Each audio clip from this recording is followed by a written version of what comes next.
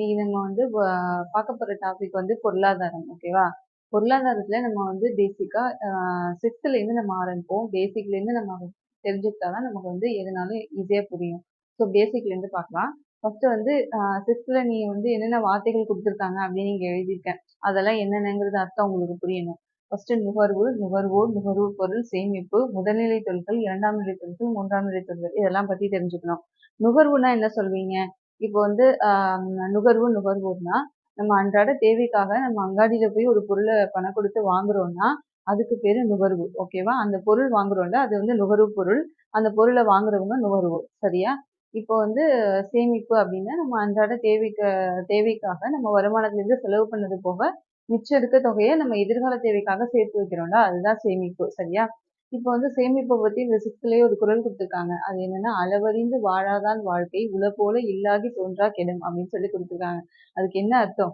நம்ம நமக்கு வர்ற வருமானத்தை எவ்வளோங்கிறது தெரிஞ்சுக்கிட்டு அதுக்கு தகுந்த மாதிரி நம்ம செலவு பண்ணினா நம்மள்ட்ட இருக்க செல்வம்லாம் இருக்கிறது மாதிரி தோன்றி இல்லாகி தோன்றா கெடும் இல்லாம போயிடும் அப்படின்னு சொல்லி திருவள்ளுவர் சொல்லியிருக்காரு.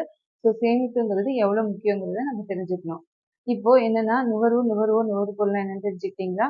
இப்ப அடுத்தது என்ன தெரிஞ்சுக்கணும்னா முதல்நிலை தொழில்கள். முதல்நிலை தொழில்கள் முதன்மை தொழில்கள்னா என்னன்னா இப்போ வந்து இந்த வேளாண்மை அதாவது மூலப்பொருட்களை வந்து உற்பத்தி செய்யற தொழில்கள்லாம் முதல்நிலை தொழில்கள்னு சொல்றாங்க. அதாவது நம்மளோட உணவு தேவைக்காகவும் தொழில் உற்பத்திக்காகவும் இந்த செகண்ட் ஸ்டேஜுக்கு தேவையான மூலப்பொருட்களை வந்து உற்பத்தி செய்யறது தான் முதல்நிலை தொழில்கள். எடுத்துக்காட்டு விவசாயம், வேளாண்மை, கால்நடை வளர்ப்பு, மீன் பிடித்தல் இதெல்லாம் வரும். சுரங்கத் தொழில் இதெல்லாம் வந்து முதன்மை தொழில்கள்ல வரும். அப்புறம் இரண்டாம் நிலை தொழில்கள்னா என்னன்னு பார்த்தீங்கன்னா அது வந்து தொழில்துறை. அதாவது மூலப்பொருட்கள்லேருந்து எந்திரத்தின் மூலமாக அன்றாட தேவைக்கான பொருட்களை உற்பத்தி செய்யறது அதை கொண்டு வெளிக்கொண்டு வர்றது தான் இரண்டாம் நிலை தொழில்கள். தொழில்துறைன்னு சொல்றாங்க. அதுக்கு எக்ஸாம்பிள் வந்து பார்த்தீங்கன்னா சிமெண்ட், அலுமினியம், இரும்பு தொழிற்சாலைகள், அதுக்கப்புறம் கட்டுமான தொழில்கள், அப்புறம் மர சாமான்கள் செய்யறது, காகித தொழிற்சாலை, அதுக்கப்புறமா வேற என்ன கொடுத்துருக்காங்க? பருத்தி, சர்க்கரை, உணவு பதப்படுத்துதல், காகித தொழிற்சாலை அது சொல்லிட்டேன்னா அதுக்கப்புறம் கடல் உணவு பதப்படுத்துதல் இதெல்லாம் புக்ல கொடுத்துருக்காங்க. இந்த எக்ஸாம்பிள்ஸ் எல்லாம் பார்த்தீங்கன்னா என்னங்கிறது அது கிளியரா புரியும். இது வந்து தொழில்துறை. ஓகேவா? அடுத்து மூன்றாம் நிலையில வந்து மூன்றாம் நிலை தொழில்கள்னா இப்போ வந்து இப்போ முதல் நிலையும் இரண்டாம் நிலையும் உற்பத்தி செய்த பொருட்களை அதாவது மக்களுக்கு கொண்டு போய் சேர்க்கிறது. அவங்க தான் வந்து சேவைத்துறை மூன்றாம் நிலை அப்படின்னு சொல்றாங்க. பிரைமரி, செகண்டரி, ட்ரெஷரி அந்த மாதிரி வரும். ஓகேவா? இப்போ மூன்றாம் நிலை தொழில்கள்ல சேவைத்துறைன்னு சொல்றோம். இதுல என்னென்ன வரும் அப்படின்னா வர்த்தகம், வங்கி, போக்குவரத்து, தொலைத்தொடர்பு இந்த மாதிரி சேவைத்துறை தான் வந்து மூன்றாம் நிலை துறையில வரும். ஸோ நம்ம தமிழ்நாடு வந்து இந்த தொழில்துறையிலையும் சேவைத்துறையிலையும் சிறந்து விளங்குது.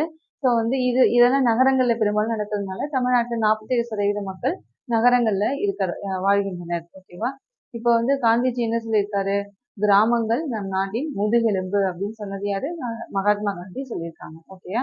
இப்ப இந்த மாதிரி பாயிண்ட்ஸ் எல்லாம் புக்ல கொடுத்துருக்காங்க. இப்ப புக் பேக்கும் நீங்க என்னங்கிறத அவசியமா தெரிஞ்சுக்கணும். அதுல இருந்து 1-2 கொஸ்டின் வந்ததுன்னா நம்ம அதையும் விட்டுறக்கூடாது இல்ல. ஸோ புக் பேக்ல என்ன கொடுத்துருக்காங்கன்னா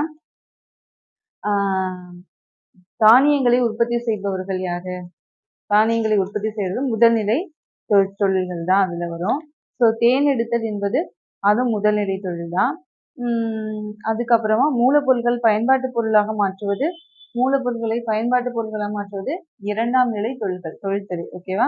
காந்தியடிகளின் கூற்றுப்படி கிராமங்கள் நம் நாட்டின் முதுகெலும்பு. தமிழ்நாட்டில் -% மக்கள் நகரங்களில் வாழ்கின்றனர், 47% மக்கள். ஸோ இந்த மாதிரி புக் பேக் கொஸ்டினையும் நீங்க வந்து தெரிஞ்சுக்கிறது ரொம்ப அவசியம். ஓகேவா?